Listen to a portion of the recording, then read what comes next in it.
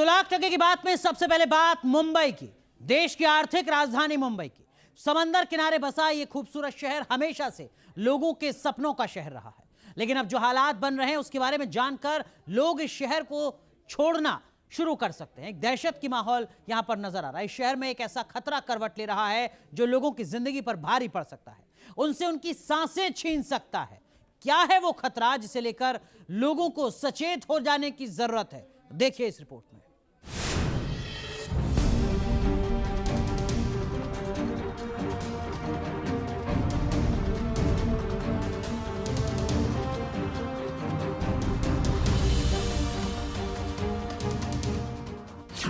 वो मुंबई में हर दिन ले लेती है 68 जानें।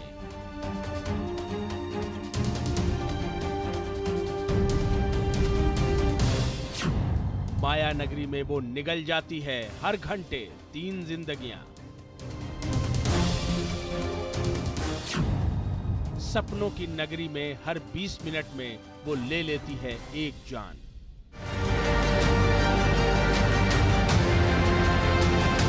आखिर कौन है वो जो मुंबई करों की जिंदगी उनसे छीन रही है? ऐसी कौन सी वजह है जो मुंबई वालों की सांसों की दुश्मन बन गई? कौन है जो माया नगरी में मौत का खेल खेल रही है? जवाब है जहरीली हवा।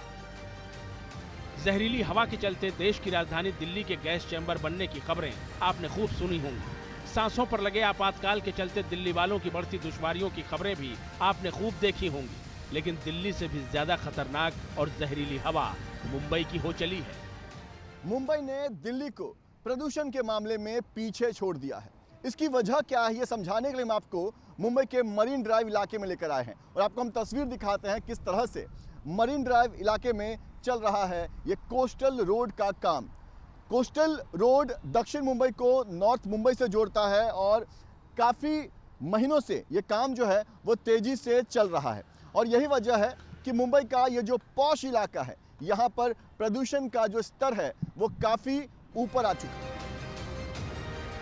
एक रिपोर्ट के मुताबिक मुंबई की हवा दिल्ली से भी जहरीली हो गई है। ये बात हम यूं ही नहीं कह रहे।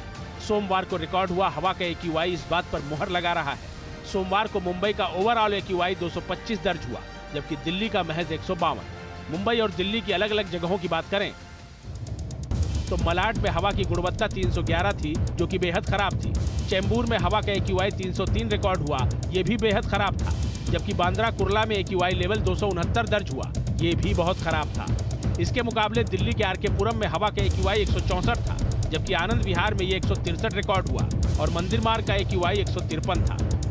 साफ है कि मुंबई की हवा दिल्ली से भी खराब हो चली है।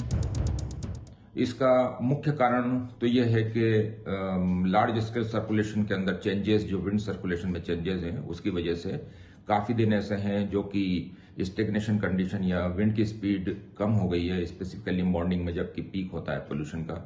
और जो समुद्र की तरफ से क्लींजिंग करने वाली विंड्स आती थी उनकी फ्रीक्वेंसी बढ़ गई है, तो वो 3-4 दिन की जगह या 15-20 दिन के अंदर वो आ रही हैं। तो उससे जो लोकल स्रोत हैं जो कि इमिशंस के, उनके अंदर बढ़ोतरी हो रही है।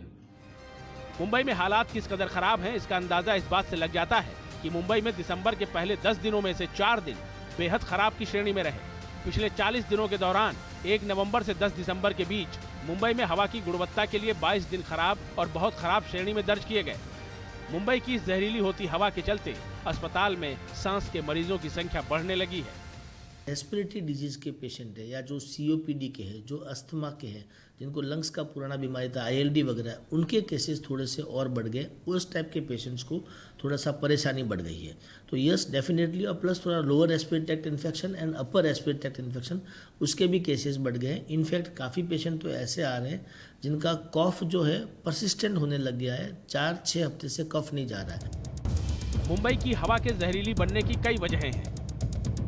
इनमें पहली है यहाँ के विंड पैटर्न में हुआ बदलाव। विशेषज्ञों के मुताबिक मुंबई में बहने वाली हवाओं की स्पीड इस साल कम हुई है। हवा की स्पीड में कमी के चलते वायु प्रदूषण बढ़ा है। दूसरी वजह है निर्माण कार्यों में बढ़ोतरी।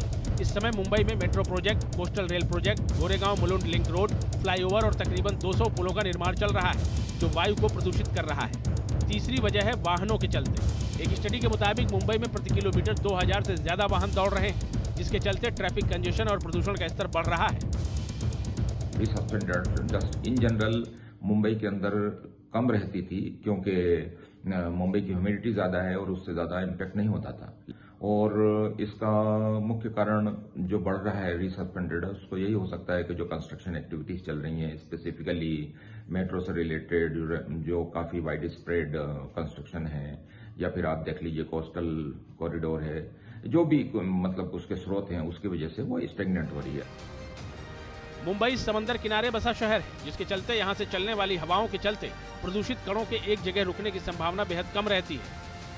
लेकिन बावजूद इसके अगर इस शहर की हवा जहरीली हो रही है, वो भी दिल्ली से भी ज्यादा, तो ये बेहद खतरनाक संकेत है। Team news nation.